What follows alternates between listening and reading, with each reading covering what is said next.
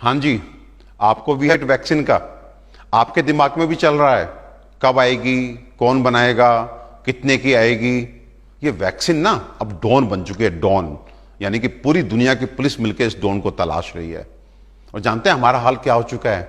हमारा हाल हो चुका है कि धरती पे पानी हम बर्बाद कर रहे हैं, बरसात का पानी हम संभाल नहीं पा रहे हैं और चले हैं मंगल ग्रह पे पानी ढूंढने।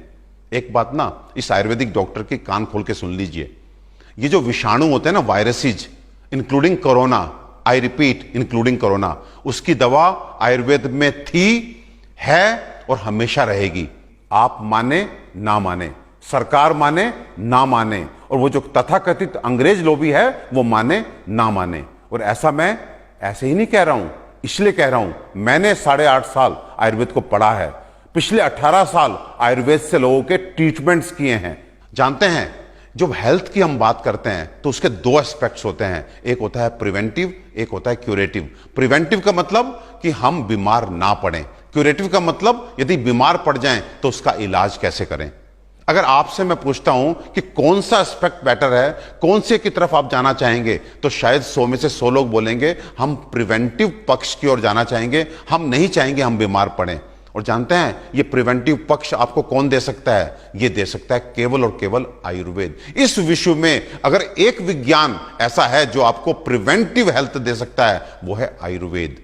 अब क्यूरेटिव की बात करते हैं। अब क्यूरेटिव में भी दो तरह के ट्रीटमेंट होते हैं। नंबर एक, बड़ा स्पेशलाइज्ड ट्रीटमेंट। अभी ये डेंगू आ गया, इसका ट्रीटमेंट। अभी ये चिकनगुनिया आ गया, इसका ट्रीटमेंट। अब ये कोरोना आ गया, उसकी वैक्सीन ढूंढो। फिर अगली बार कोई ममोना आ जाएगा, उसकी वैक्सीन ढूंढो। फिर कोई फमोना आ जाएगा, उसकी वैक्सीन ढूंढो। और एक होता है ठुक ठाक, एक दवा सारे वायरस किल, यानी कि ब्रॉड स्पेक्ट्रम। जानते हैं ये ब्रॉड स्पेक्ट्रम दवा कौन दे सकता है? आयुर्वेद दे सकता है। ये आज देख रहे हैं एंटीबायोटिक का टाइम चल रहा है। आज आप जब डॉक्टर के पास जाते हैं, डॉक्टर को पता है आपको इन्फेक्शन हुआ है, लेकिन वो पहले दिन आपको एंटीबायोटिक नहीं लिखता। क्या कहता है? कल्चर सेंसिटिविटी करा के आओ। पता नहीं कौन सी एंटीबायोटिक आपके लिए सही होगी, सेंसिटिव होगी, और कौन सी के लिए आप रेजिस्टेंस डेवलप कर चुके हैं, यानी कि एंटीबायोटिक काम नहीं करेगी।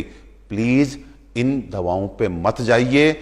आप मुझे बस केवल इतना बताइए कि नीम जो है वो कब रेजिस्टेंस डेवलप करती है बॉडी में, हमारी मंजिष्ठा कब रेजिस्टेंस डेवलप करती है, चिरायता के अगेंस्ट कब रेजिस्टेंस डेवलप किया, कुटकी के अगेंस्ट कब रेजिस्टेंस डेवलप किया। प्लीज प्लीज प्लीज, ये जो अंग्रेजी दवाइयां हैं ये आपको सिम्टोमेटिक यानी कि लाक्षणिक रूप से ठीक करती हैं, लेकिन आपके शरीर को ऐसा बना देती हैं कि यही दवाइयां वो आप पे फिर काम नहीं करती और 100 और बीमारियां भी दे देती हैं। तो एक बात मैं आपसे रिक्वेस्ट करना चाहता हूं कि जिस तरह से आपके घर में आपका अच्छा कपड़ा, आपकी अच्छी पुस्तक जब कुछ समय के लिए दबा दी जाती है या कहिए कि आप यूज नहीं करते तो वो पीछे चली जाती है, ऐसे हमारी आयुर्वेद चिकित्सा पद्धति को अंग्रेजों ने सैकड़ों वर्ष तक दबा करके रखा।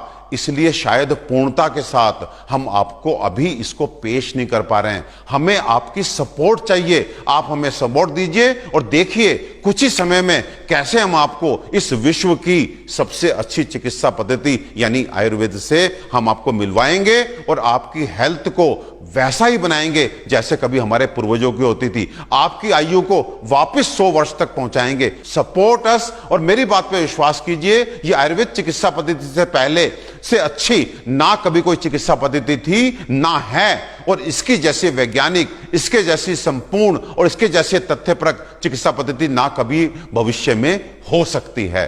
और कोरोना में स्पेसिफिकली मैंने जैसे पहले बताया कि प्रिवेंशन इज बहुत इंपॉर्टेंट, तो आप हमने 10 पॉइंट आयुर्वेद के प्रोटोकॉल के हिसाब से जो आपको बताए कि ये एक तरह से वायु का जनपदोध्वंस है। आपको घर में रहना है, बाहर निकलना है तो मास्क लगाना है, आपने स्वच्छता का ध्यान रखना है, दिन में 2 बार गर्म पानी पीना है, आपने गर्म मसाले चूसने हैं, आपने हल्दी नमक के पानी के गरारे करने हैं, आपने गर्म पानी की भाप लेनी है और आयुर्वेद में बतलाए गए काढ़े को लेना है।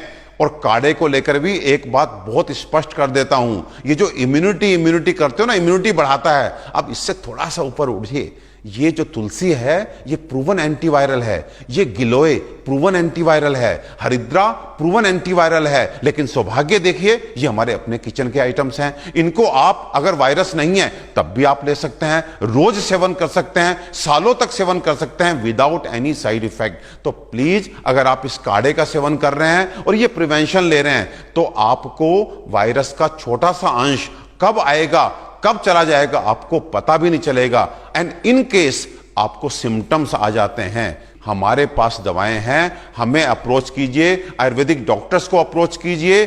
जैसे हाइड्रोक्सीक्लोरोक्विन के लिए, जैसे डेक्सामिथासोन के लिए, जैसे एजिथ्रोमाइसिन के लिए हम सरकार ये कहते हैं कि आप डॉक्टर के पास जाके केवल प्रेस्क्रिप्शन से दवा खाएं। तो प्लीज ये जो हमारी आयुर्वेदिक औषधियां हैं ये भी आप प्रेस्क्रिप्शन से लेने की आदत डालिए, उससे आपका हित होगा, आपका भला होगा और आयुर्वेद अपने रूप में संपूर्णता के साथ सामने आ पाएगा।